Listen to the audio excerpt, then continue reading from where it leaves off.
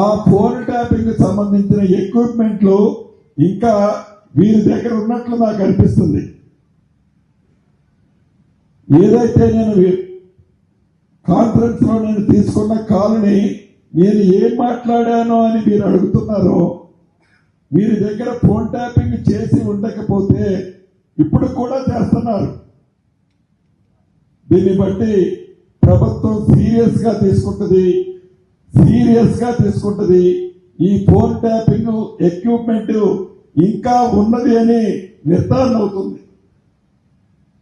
కాబట్టి తప్పకుండా ఈ ఫోన్ ట్యాపింగ్ సంబంధించిన దాంట్లో వీరి పాత్ర ఏముందో కూడా ఈ ప్రభుత్వం ఓపెన్ చేస్తుంది.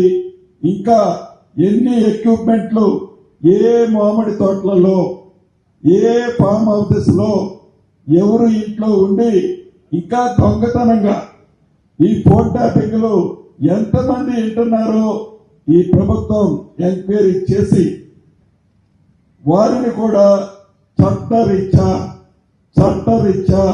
తగు చర్యలు వారి మీద కూడా తీసుకోవడం జరుగుతుంది.